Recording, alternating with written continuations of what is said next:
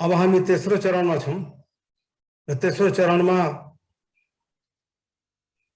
स्वामी वेदाद्री महर्षिले लेख्नु भएको आजको दिनको लागि नास्तिकता र अज्ञेयवाद विषयमा प्रस्तुत गरिदिनु हुनको लागि डाक्टर रोजन घिमिरेजीलाई अनुरोध गर्दछु। डाक्टर साहब प्लिज। ईश्वरीय शक्तिलाई नमन, स्वामी वेदाद्री महर्षिलाई नमन। यहाँ उपस्थित सबैलाई मेरो हार्दिक स्वागत तथा नमस्कार। आज पुनः साप्ताहिक सत्संगमा एउटा दर्शनसँग रिलेटेड टपिक शीर्षक छ फिलोसोफिकल एथेइज्म एन्ड एग्नोस्टिसिज्म भनेर यो शीर्षक छ मार्च 26 को लागि।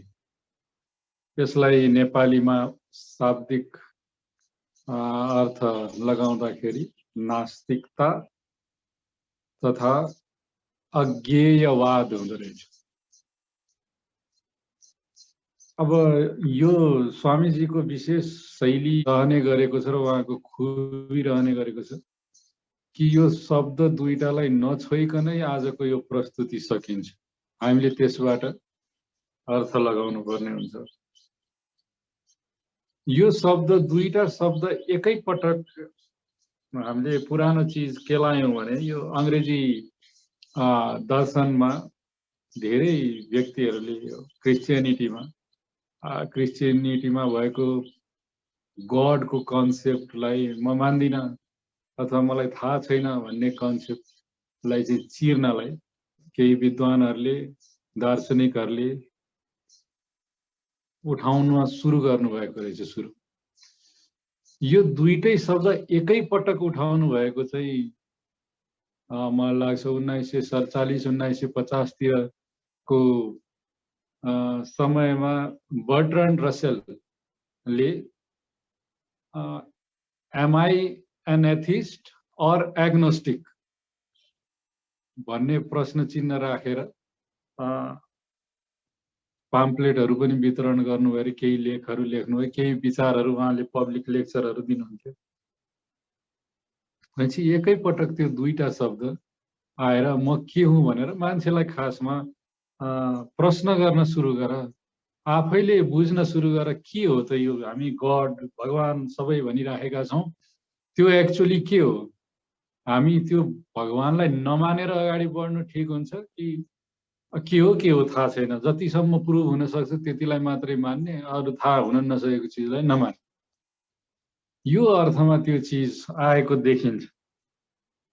भनेपछि नास्तिकता भन्नाले यो पूर्व भूमिकामा म यो भूमिकाको लागि म किन भनिराखेको छु भने यति नभनिकन अगाडिका स्वामीजीका वचनहरू अलिकति ठ्याक्कै शीर्षकसँग अमिल्दो जस्तो लाग्छ कि भन्ने अर्थमा मात्रै मैले सुरुमै प्रस्ट्याउन खोजेको। नास्तिकता भन्ने शब्दको सिधै अर्थ के लाग्छ भने म जुन समाजले मानिराखेको भगवान छ त्यो म मान्दिन, त्यो छैन म मान्दिन, अथवा त्यो छैन भनेर मान्दछु, त्यो नास्तिकता हो। र यो अज्ञेयवाद भनेको शब्दै त्यस्तो छ, अज्ञेय, त्यो जान्नै सकिँदैन त।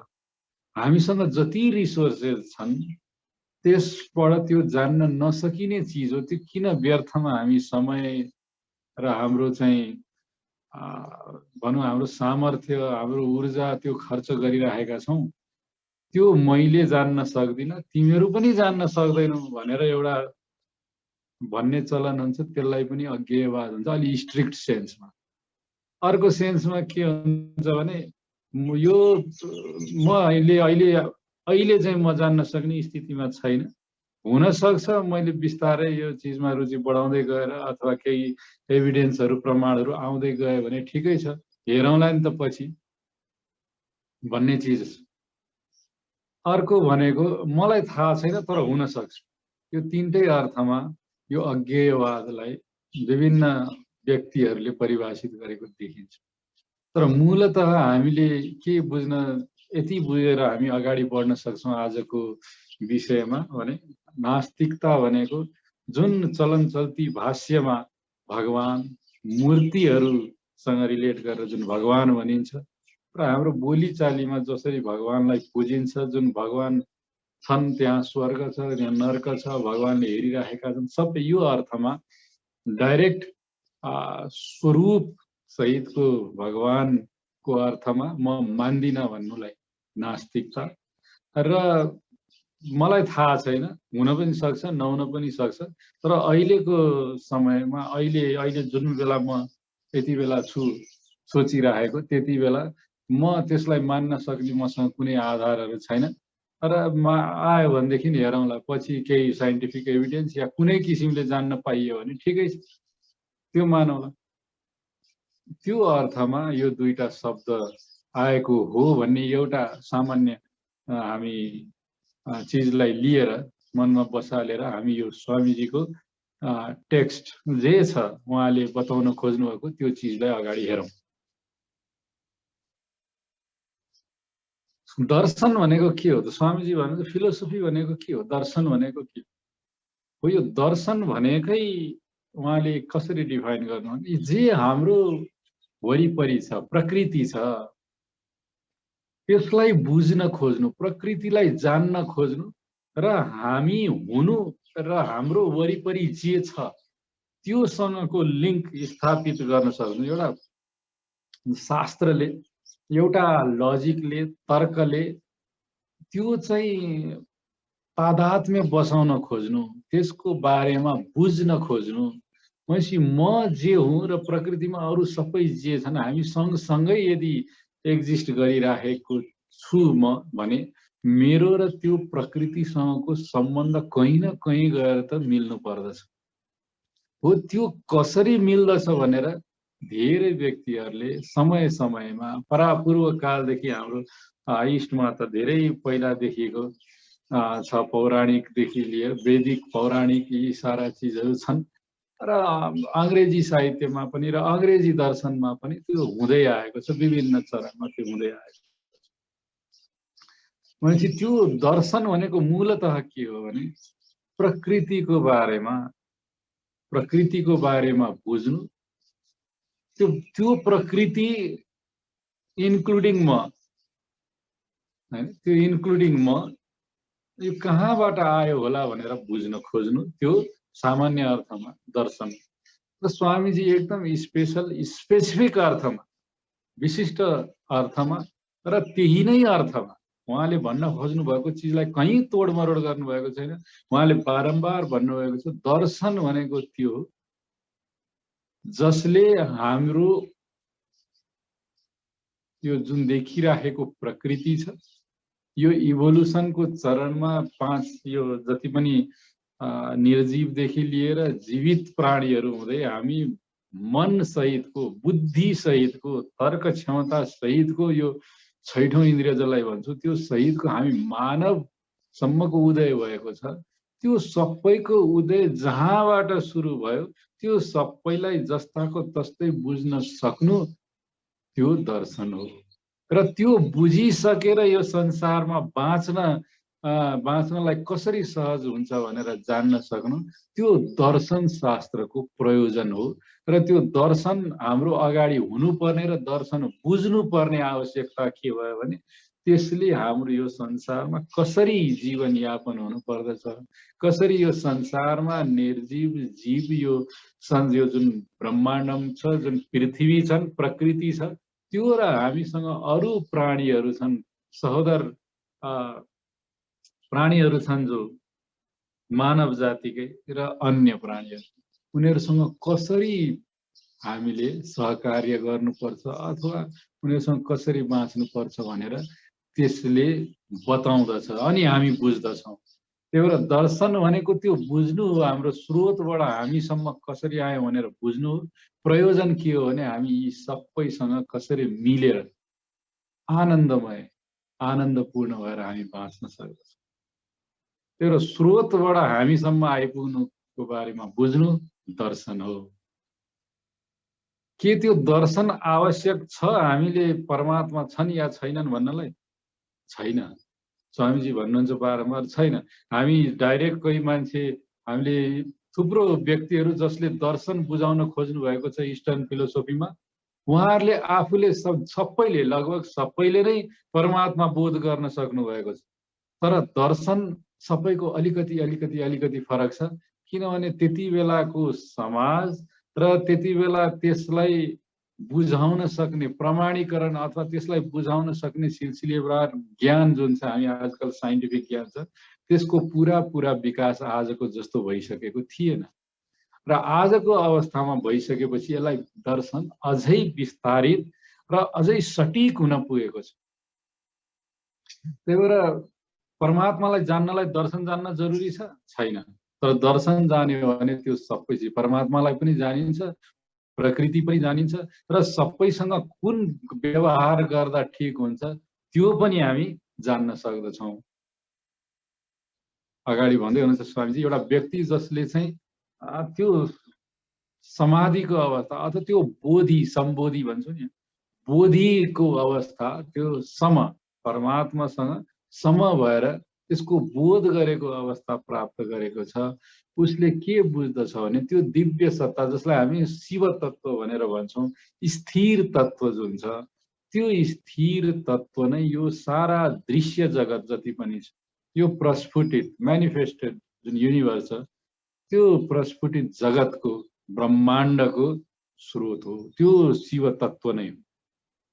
र त्यो आफूभित्र मान्छेमा जे छ, त्यो हायर कन्सियसनेस, चेतना, जे म हुँ भनेर उसले अन्ततः जान्दछ आत्मा बोध भएपछि, त्यसको पनि उत्पत्ति त्यहीँबाट भएको, अथवा त्यो त्यही नै हो। हामी के लास्टमा बुझ्छौँ भने त्यो अंश मात्रै हो, अंशी त त्यही विराट हो, त्यही तत्व हो जहाँबाट यो सबै बिस्तारै बिस्तारै बिस्तारै मोडिफाइड परिवर्तित हुँदै आइपुगेको छ।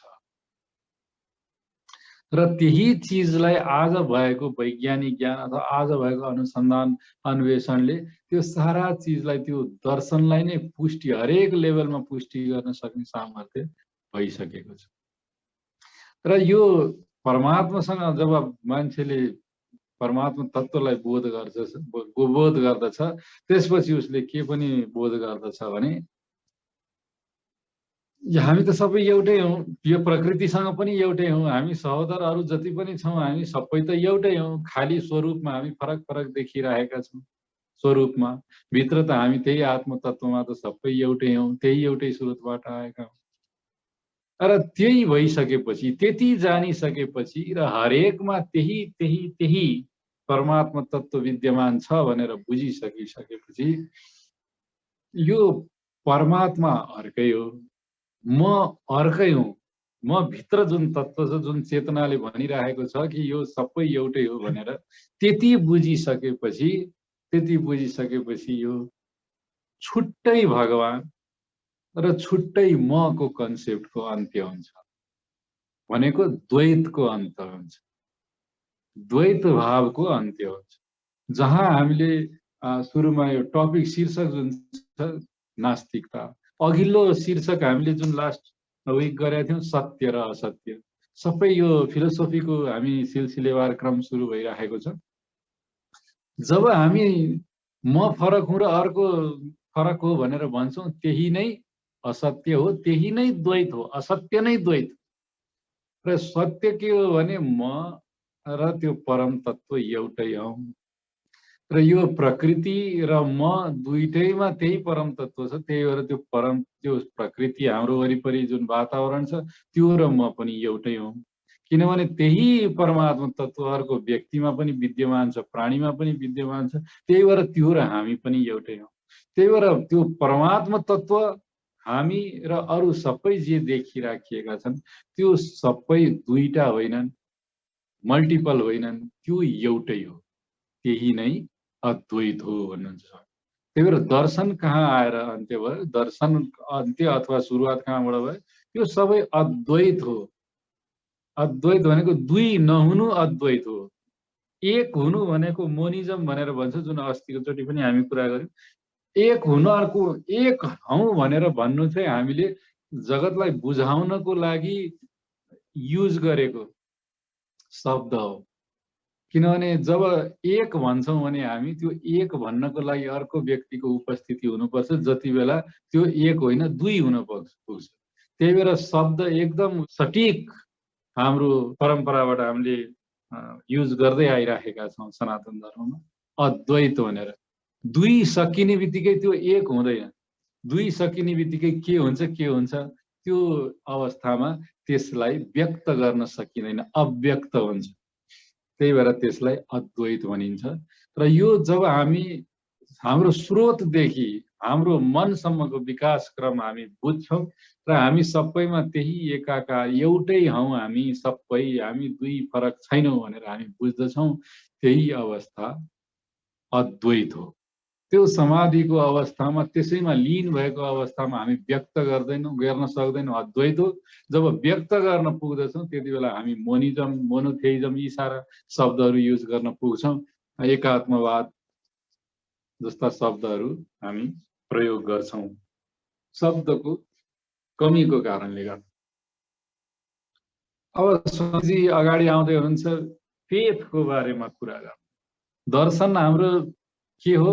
अद्वैत हो। जुन स्रोतबाट सुरु भयौँ त्यसको ट्रान्सफर्मेसन हो, तर वास्तवमा हामी सबै एउटै हो, त्यो अद्वैत हो।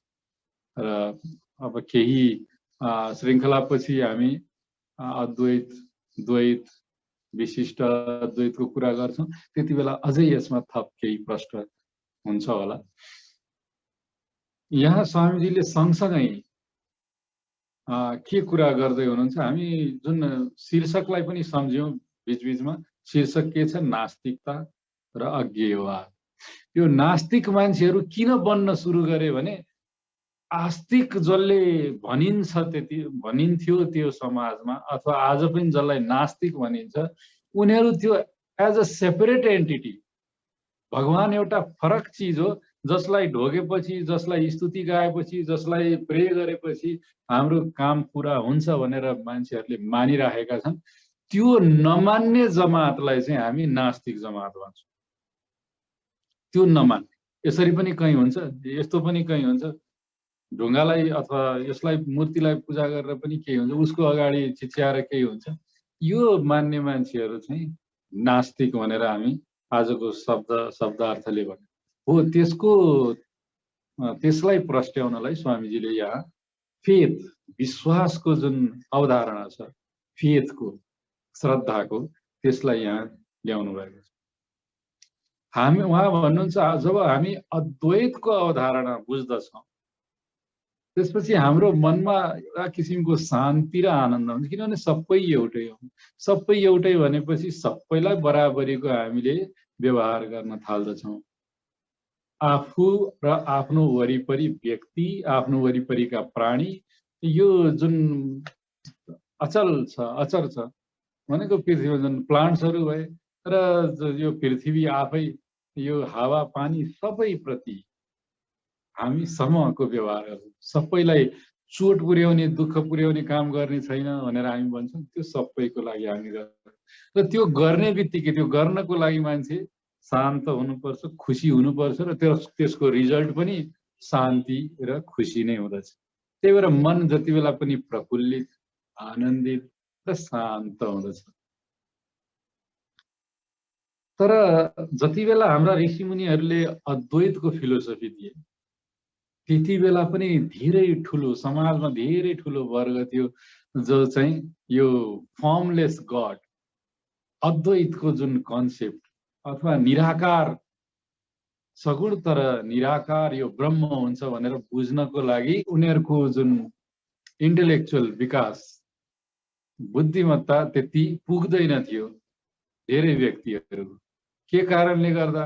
या त उमेरको कारणले, अथवा त्यो बुझ्नको लागि उनीहरूको सामर्थ्य विभिन्न कारण, घरायसी कारणले, काम जस्तो थियो त्यसको कारणले, अथवा उनीहरूको जस्तो खालको शिक्षा थियो त्यसको, त्यो कारणले गर्दा, या त उमेरको कारणले या मानसिक असक्षमताले गर्दाखेरि त्यो अद्वैतको दर्शन बुझ्नलाई सक्ने अवस्थामा थिएन। र त्यसरी बुझ्न नसक्ने व्यक्तिहरूलाई, ती ज्ञानी व्यक्ति, ती रियलाइज पुरुषहरू, रियलाइज व्यक्तिहरू त्यो बोध प्राप्त परमात्मा बोध गरेका व्यक्तिहरूले हो नबुझे पनि यिनीहरूको कर्म त त्यही परमात्मा बोध भएका मानिसहरूले नै गर्ने खालको प्रकृतिसँग तादात्म्य राख्ने खालको त्यस्तो खालको भर्चुअस र राइचियस भनेको पुण्य कार्यहरू सत्कार्यहरूको बाटोमा लागुन् भनेर उहाँहरूले केही इमेजिनेरी केही कथाहरू बुन्नुभयो, केही चिज उहाँले सिकाउन थाल्नुभयो। यसो गर्यो भने यसो हुन्छ, स्वर्ग नर्कको कन्सेप्टहरू ल्याउनु भयो। भगवानलाई यो भगवान भनेको त यस्तो हुने, यस्तो विराट हुने, यति सबै सर्वशक्तिमान हुन्, उनलाई पुजेपछि उनलाई प्रार्थना गरेपछि त सबै हुन्छ। तर उनले त्यसैले भनेको कुरा त्यसैको प्रेयर सुन्दछन् जसले सधैँ सत्कार्य गर्दछ, जसले अरूको परोपकार गर्दछ। त्यही भएर त्यस्तो परमात्मालाई पुज्नको लागि त हामीले एकदम मनमा राम्रो सोच्नु पर्दछ, अरूलाई राम्रो गर्नु पर्दछ, सधैँ कार्य सबैलाई राम्रो हुने गरी गर्नु पर्दछ भनेर बुझाउनको लागि केही त्यस्तै कार्य गरेर राम्रो फल आएका कथाहरू त्यस्ता चिजहरू बुन्न थालियो, त्यस्ता श्लोकहरू स्तुतिगानहरू गर्न थालियो जहाँ हे परमात्मा म तपाईलाई यस्तो राम्रो चिज गरी मैले त यति मेहनत गरिराखेको छु, तपाईँ मलाई पनि हेर्नुहोस् भनेर भनेका जस्ता खालका स्तुतिहरू हुन थाल्यो। र परमात्माले गरेपछि त्यो अल माइटी हो, त्यही भएर उसले सबै चिज गर्न सक्दछ भन्ने कन्सेप्टलाई यो भक्ति मार्गबाट पुष्टि मार्गबाट यो अगाडि ल्याइयो। त्यो कन्सेप्ट अफ फेथ, विश्वासको अवधारणा के भनियो भने विश्वासका साथ यो परम शक्तिशाली तत्त्वलाई हामीले मान्यौं भने त्यसले हामीलाई अवश्य राम्रो गर्दछ।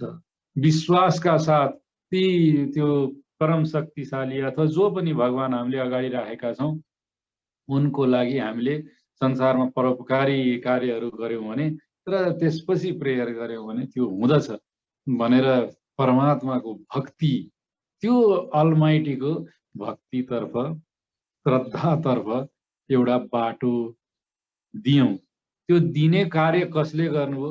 ओन्ली द रियलाइज्ड, जो ज्ञानी पुरुषहरू थिए, जसले साँच्चैको त्यो ट्रुथ अद्वैतलाई बुझिसकेका थिए, उनीहरूले नै त्यो समाज सुहाउँदो श्रद्धाको विश्वासको बाटो देखाइदिएका हुन्।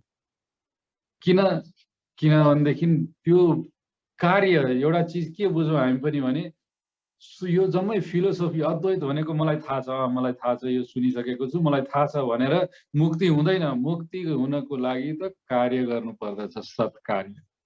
त्यही भएर जो व्यक्ति समाजमा जो व्यक्ति छ उसले अद्वैत बुझे पनि नबुझे पनि उसको कर्म सधैँ परोपकारी भयो भने, अरू कसैलाई दुःख नदिने, आफूलाई दुःख नदिने, आत्मामा मनमा शरीरमा दुःख नपुग्ने कार्य गरेर त्यो संसारमा बाँच्न सक्यो, प्रेमपूर्ण बाँच्न सक्यो भने उसले अवश्य मुक्ति पाउँदछ। तर एउटा व्यक्ति जसले खाली खोक्रो त्यो खाली वेद र उपनिषद अनि अरू सबै जानेको छ अद्वैत फिलोसोफी, तर कर्ममा केही पनि ल्याएको छैन भने उसको मुक्ति हुँदैन। त्यही भएर त्यो ज्ञानी व्यक्तिहरू जसले यो भक्तिको पाथ ल्याए उनीहरूले के बुझेका थिए भने त्यो परमलाई रियलाइज गर्न पायो भने त अवश्य त्यो मुक्त हो। तर जसले खाली यो बुझ्न सकेको छैन तर कर्म चाहिँ त्यसैको बाटोमा, त्यसैलाई प्राप्त गर्ने मार्गमा जुनसुकै चिज मानेर होस्, श्रद्धाले होस्, भक्तिले होस्, त्यो मूर्तिलाई नै मानेर होस्, जेसुकै होस्, स्क्रिप्चरलाई मानेर होस्, उसले कर्म चाहिँ आफ्नो पुण्य कर्म गर्दछ भने त्यसले अवश्य त्यो मुक्ति जुन हामी भन्छौँ नि त्यो मुक्ति प्राप्त गर्दछ, आध्यात्मिक मुक्ति। त्यही भएर यो चिज श्रद्धा र भक्तिको विकास कसरी भयो भनेर स्वामीजी प्रश्ट्याउँदै हुनुहुन्छ। र यदि यसरी भएको हो भने हामीले बुझ्नुपर्ने के, स्वामीजीले किन यसलाई भन्नुभयो, यदि यसरी यो श्रद्धा भक्ति र भगवानको मूर्ति र सबै चिज आएको हो भने कसैले आजको दिनमा नास्तिक बन्नु पर्छ र? स्वामीजीले के बताइसक्नु भएको छ? हाम्रो यसरी विकासक्रम भएको हो, यसरी भएको। यहाँ अगाडि पनि भन्दै हुनुहुन्छ ज्ञान र भक्ति भनेको ज्ञान भनेको के हो? रियलाइजेसनबाट आउँछ। ज्ञानी भनेको त्यो जसले त्यो परमात्मा तत्त्वलाई बोध गरेको छ। भक्ति भनेको के हो? तिनै जसले परमात्मा बोधलाई रियलाइज गरेका छन् तिनीहरूले देखाइदिएको बाटोमा हिँड्ने व्यक्तिहरूले जेलाई फलो गर्छन् आस्था र विश्वासका साथ, त्यही त भक्ति हो। र त्यसको लागि कसैले मूर्ति देखाइदिए, कसैले श्लोक स्क्रिप्चर्स देखाइदिए, त त्यो दुईटै भनेको त एउटै चिजको कन्टिन्युम हो, एउटै चिजको हो। स्वामीजीले अन्त भन्नुभएको छ, एउटा व्यक्ति मेन्टल एज भनेर भन्नुभएको छ। स्वामीजीले एउटा व्यक्तिको क्रमैसँग एउटा सानो उमेरदेखि वयस्क हुँदासम्म, वृद्ध हुँदासम्म एउटा गर्ने कसरी कार्य गर्छ, भगवानको यो आध्यात्मिक बाटोमा कसरी लाग्नु पर्दछ भन्दा जति बेलासम्म एउटा बालकै हुन्छ एउटा व्यक्ति, त्यति बेलासम्म उसको तर्क शक्ति हुँदैन, धेरै कर्म गर्न सक्ने स्थिति हुँदैन, त्यति बेलासम्म उसको लागि श्रद्धा र विश्वासको बाटो सही हो, भक्तिको बाटो। भगवान छन् है, राम्रो गर्नु, केटाकेटीलाई सिकाउँछन्, राम्रो गर्नुपर्छ है, अरूलाई मद्दत गर्नुपर्छ है, किन कसरी, त्यो चिज हामी उसलाई बुझाउन सक्दैनौँ किनभने उसको त्यति क्षमता भइसकेको छैन। अलिकति अझै ठुलो हुन्छ, 15-16 वर्षको हुन्छ, अथवा त्यही उमेर हुन्छ जति बेला ऊ केही फिजिकल एक्सर्साइज गर्न सक्छ, केही कर्म रिचुअल्सहरू गर्न सक्छ, अरूलाई अलि धेरै शारीरिक उपक्रम गरेर अरूलाई सहयोगी बन्न सक्छ, प्रकृतिलाई र अरू व्यक्तिहरूलाई। त्यो भनेको भक्तिसँग कर्मयोग पनि जोडिन्छ, श्रद्धा सहित कर्म गर्न थाल्दछ। अझै बढी उमेर 18, 20, 21 वर्षको भएपछि त्यो म किन गरिरहेको छु भनेर अवश्य प्रश्न आउँछ उसको मनमा। त्यो प्रश्नको उत्तर दिनको लागि तर्कको उपयोग गर्नुपर्छ र केही चिज हामीले उसलाई त्यो चिज सिकाउनु पर्छ। स्क्रिप्चर्स, यो फिलोसोफी, दर्शन सबै सिकाउनु पर्छ र त्यो सिकाइएको अवस्था भनेको ज्ञानको अवस्था, उसले सिकेर ज्ञान प्राप्त गर्दछ। र केही ज्ञान योगमा हामी स्वामीजीले भन्छ राजयोग ज्ञान योग सँगसँगै पर्दछन्, तर थोरै फरक छ त्यसमा। र त्यसपछि ज्ञान त्यति दिइसकेपछि त्यो व्यक्तिले त्यो दर्शनको ज्ञान प्राप्त गरिसकेपछि उसलाई राजयोग सिकाइन्छ।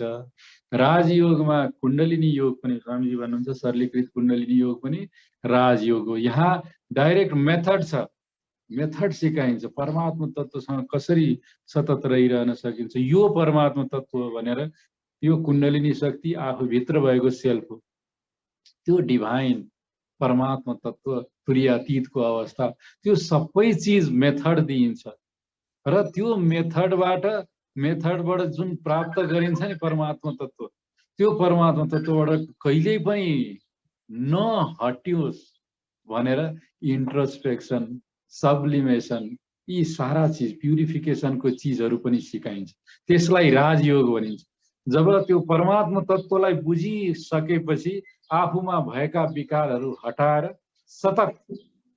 सतत पुण्य कार्य गर्ने र सतत त्यो परमात्मा बोधमा रहिरहन सक्ने, त्यसपछि त्यो व्यक्ति हुन्छ 23, 24, 25 वर्षपछिको व्यक्ति। र त्यो अवस्था प्राप्त गरिसकेको व्यक्ति के गर्न सक्षम हुनुहुन्छ भने अनासक्त व्यवहार गर्न समर्थ हुन्छ। त्यो भनेको भुक्ति र मुक्ति सँगसँगै डिट्याचमेन्ट फ्रम अनड्यू एट्याचमेन्ट, त्यति मात्रै भोग जति आवश्यक छ, लिमिट र मेथडमा रहेर हो। यो जुन जीवन कालमा यो यसरी अगाडि बढ्नु पर्ने हो, त्यो एउटा समयमा यसलाई अर्को किसिमले पनि बुझ्न सकिन्छ। जति बेला मान्छेको बुद्धि अलिकति कम विकसित थियो, त्यति बेला अहिलेको हामी अघिको इक्जाम्पलमा बालकको जस्तो बुद्धि भयो, त्यति बेला भक्तिको तरिकाबाट ती केही ज्ञानी पुरुषहरूले यो सही कर्म, सत्कर्मलाई प्रश्रय दिने बाटो बनाइदिए, पुण्य कर्मलाई अगाडि बढाउने बाटो दिए। जति बेला अझै बढी त्यो भक्तिमा अझै बढी कर्मले मान्छेले त्यसमा अरूलाई धेरै मद्दत गर्न सक्ने बाटोको आवश्यकता भयो। गरिबी थियो, युद्ध थियो, धेरै मान्छेले दुःख पाइरहेका थिए, तिनीहरूलाई कर्म गर्नलाई कर्म पनि जोडियो, भक्ति र कर्म दुईटै जोडियो। र त्यसपछि अझै मान्छे अलिकति बुझ्न सक्ने र केही समाजमा गरिबीको थोरै भए पनि हटेपछि मान्छेलाई ज्ञान यो यहीँबाट आएका हौँ भनेर यो दर्शनले बुझाउन कोसिस गरियो र केही जो त्यो बाटोमा लाग्न चाहन्थे र तिनीहरूको सामर्थ्य थियो अझै बढी सामर्थ्य भएकाहरूलाई राजयोगको रूपमा कुण्डलिनी योग र अरू विभिन्न योगहरू सिकाइयो जहाँबाट सतत परमात्मालाई सतत बोध गर्न सकिन्छ। स्वामीजी यहाँ दुईटा चिजलाई छुट्याउँदै हुनुहुन्छ। रियलाइजेसन भनेपछि जुन आत्मबोध परमात्मा बोध हो यो बोलीले प्रचार गरेर यसलाई सबैलाई चाहिँ परमात्मा बोधमा पुर्याउन सकिँदैन। भक्ति र ज्ञानको मूलभूत डिफरेन्स उहाँले बताउनुहुन्छ।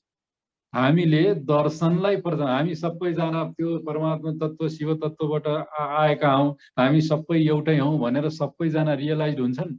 हुँदैनन्। त्यो बोलीले दर्शनलाई मात्रै प्रचार गरेर हामी सबैलाई परमात्मा बोधमा पुर्याउन सक्दैनौँ, सम्बोधि प्राप्त अवस्थामा पुर्याउन सक्दैनौँ। त्यो गर्नको लागि त हरेक व्यक्तिले अथक प्रयास गर्नुपर्छ। त्यो मेथड जुन गुरुले दिनुभएको छ त्यसमा एकदमै स्टिक भएर केही पनि दायाँ बायाँ नगरिकन उहाँले भन्नुभएको जसरी भन्नुभएको छ प्रणाली त्यसरी पुरा गर्नुपर्छ अनि बल्ल गर्न सकिन्छ। तर भक्तिको फाइदा के छ भने भक्ति विचार र यो शब्दले स्तुतिले मान्छेको मोटिभेसनले यसलाई धेरै व्यापक रूपमा फैलाउन सकिन्छ, धेरै फैलाउन सकिन्छ। र यदि मान्छे सही मानेमा त्यो चिज जुन हामीले भन्यौँ नि यो परमात्मा तत्त्वबाट सबै आएको हो त्यही नै यो मूर्तिमा पनि त्यही छ, यसलाई पूजा गर्यो भने त्यही चिज प्राप्त हुन्छ भनेर हामीले भन्यौँ भने त्यसबाट पनि मान्छेको मुक्ति सम्भव छ। तर त्यो ढुङ्गा मूर्तिलाई मूर्ति होइन कि त्यो विराट असीमको प्रतिमूर्तिको रूपमा लिनु, त्यो मूर्ति होइन प्रतिमूर्ति, त्यो एउटा सूचकको रूपमा, त्यो सूचकको रूपमा हामी त्यसमा फेदका साथ लाग्यौँ भने त्यसले पनि हामीलाई अवश्य त्यही बाटोमा लैजान्छ रियलाइजेसनकोमा। उहाँले दुईटामा फरक के भन्नुभएको छ? फेथ भनेको र एन्ड सावर फ्रुट। आँप जब त्यो फ्रुट लाग्छ नि सुरुमा त्यति बेलाको त्यो पनि आँपै हो तर त्यो अलि अमिलो छ, तर आँपै हो। त्यसलाई अलिकति अझै एउटा समय परिपक्वता हुने समय हामीले दियौँ भने दर्शन सँगसँगै त्यो पछि छिराउँदै गयौँ, उनीहरूलाई बुझाउँदै गयौँ भने त्यो श्रद्धा र भक्ति अटुट श्रद्धा छ त्यसले पनि अल्टिमेटली थोरै ज्ञानको विकास हुँदै जाँदा त्यसले पनि त्यो स्विट राइट जसरी पाकेको आँप हुन्छ त्यस्तै गरी रियलाइजेसन दिँदछ। त्यही भएर फेथले व्यापक बनाउन सकिन्छ यो दर्शनलाई, तर रियलाइजेसन हरेक व्यक्तिले आफै, हुन त भक्ति पनि आफै गर्नुपर्छ, तर एउटा व्यक्तिले भक्तिको प्रचार व्यापक रूपमा गर्न सक्दछ, एउटा व्यक्तिले आत्मबोधको प्रचार परमात्मा बोधको प्रचार व्यापक गर्न सक्दैन। किनभने पहिलो दिनमै प्रश्न यस्तो पनि कहीँ हुन्छ र भन्ने प्रश्न आउँछ। त्यही भएर भक्ति र ज्ञान सँगसँगै ल्याउनुको मूल उद्देश्य पुराना समयका ज्ञानी पुरुषको यही थियो कि भक्तिको बाटोबाट धेरै ठुलो समाजमा हामीले यो दर्शनलाई फैलाउन सक्छौँ र त्यो जति बेला त्यो मूर्तिबाट त्यो मूर्ति एउटा सूचक हो भन्ने चिजको त्यो ज्ञान हामीले दिन सक्ने अवस्था हुन्छ, सबैले नै त्यो परमात्मा बोधलाई प्राप्त गर्न सक्दछ। र अन्त्यमा ज्ञान अथवा भक्ति जसरी गरे पनि, जसरी प्रोपोगेट यो ज्ञान र भक्तिको मोटिभ के थियो भने मूल दर्शनलाई बोध गर्नु। दर्शन शब्दमा मात्रै होइन कि बोध हुनु पर्यो दर्शन। तर त्यो दर्शनलाई बोध नगरिकन ब्लाइन्ड फेथ जुन आज भनिरहेको छु, इग्नोरेन्स, अज्ञानतावश त्यसलाई फैलाइराखेका छौँ। भनेपछि जसले हामीले बुझेका छैनौँ भक्ति के हो, जसले बुझेका छैनौँ कि ज्ञान के हो, त्यस्ता अज्ञानी व्यक्तिहरूले अथवा जसले चाहिँ यही प्रचार गरेर यसलाई हातमुख जोड्ने बाटो बनाइराखेका छौँ यसको यो दुईटाको कारणले मात्रै यो ज्ञान र भक्तिका दर्शनहरू हामीले फैलाउन खोज्यौं भने यो धेरै गलत हुन्छ र यसले धेरै रिपरकसनहरू ल्याउँछ नराम्रा। यसको रिस्क छ धेरै।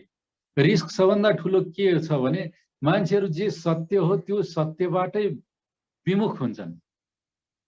सत्य के हो भने त्यो परमात्मा तत्त्व छ। त्यो परमात्मा तत्त्व आफै एउटा शक्तिको शक्ति निश्रित हुँदाखेरि यो पुरै ब्रह्माण्ड पनि हामीसम्म आइपुग्यौं।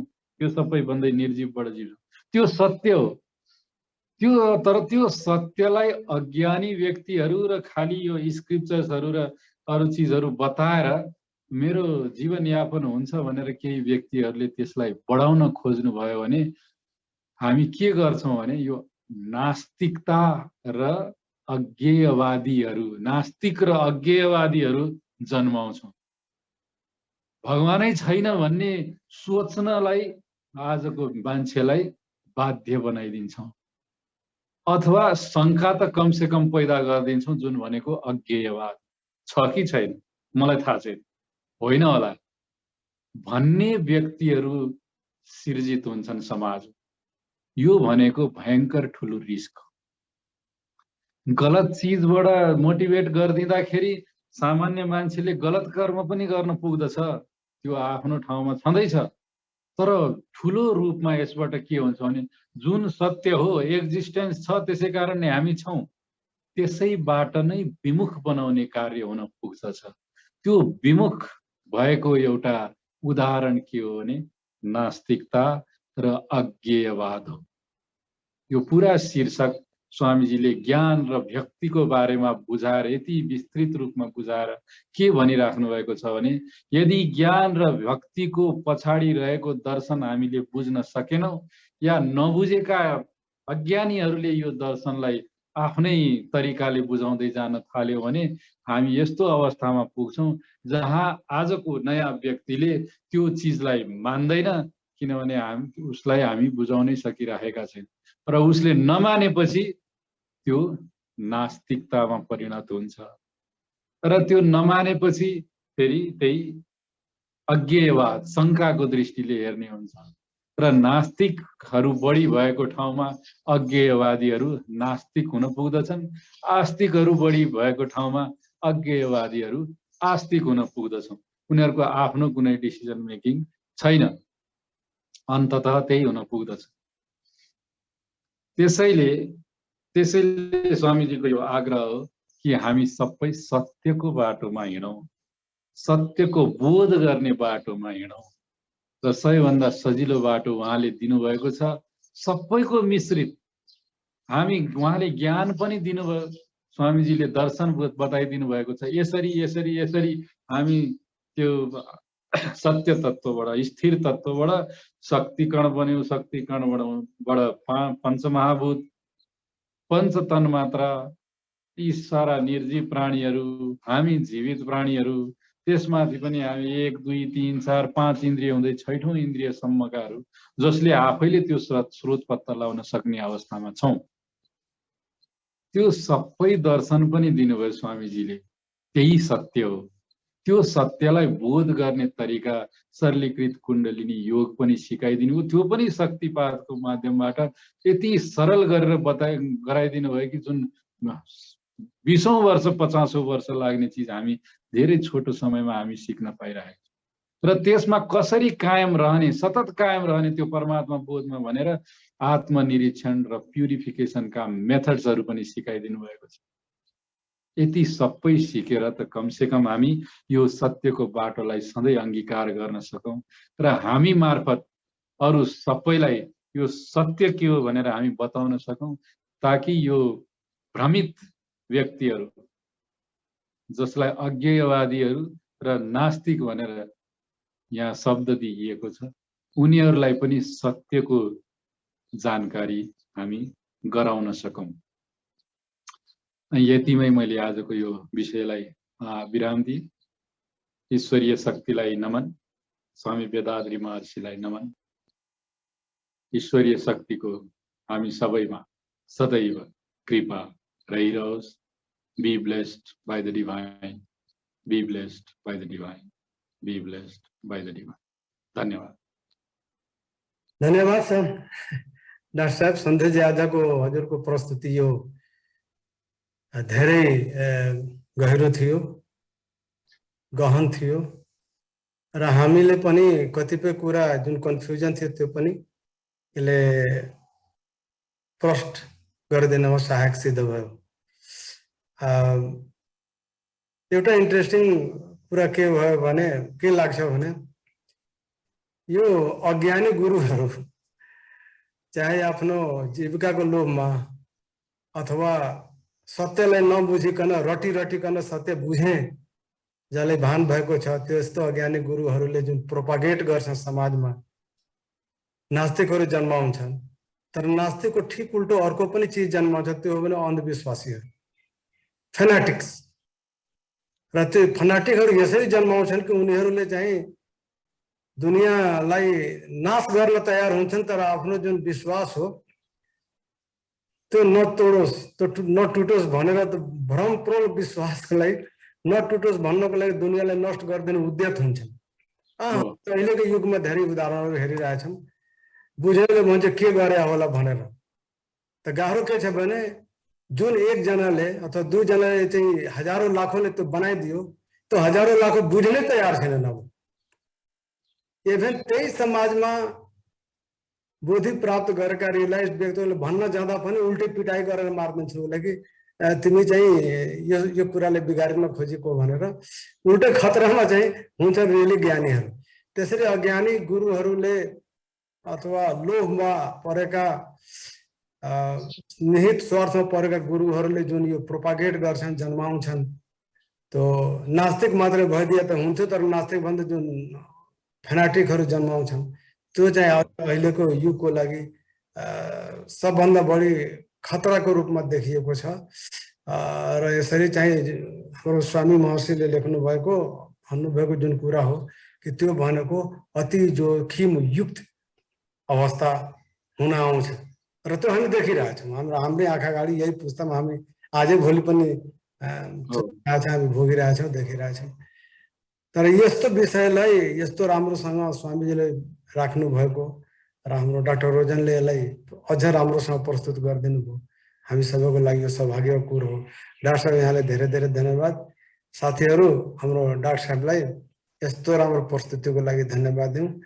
Doctor Rosen, be blessed by divine, be blessed by divine, be blessed by divine. Doctor रोजनको पुरै परिवार be blessed by divine, be blessed by divine. अब साथीहरू हामी यो कार्यक्रमको अन्तिम चरणमा छौँ. यहाँहरू मध्ये कसैले केही प्रश्न छ अथवा कुनै अनुभव छ यस विषयमा भने प्रस्तुत गरिदिनु.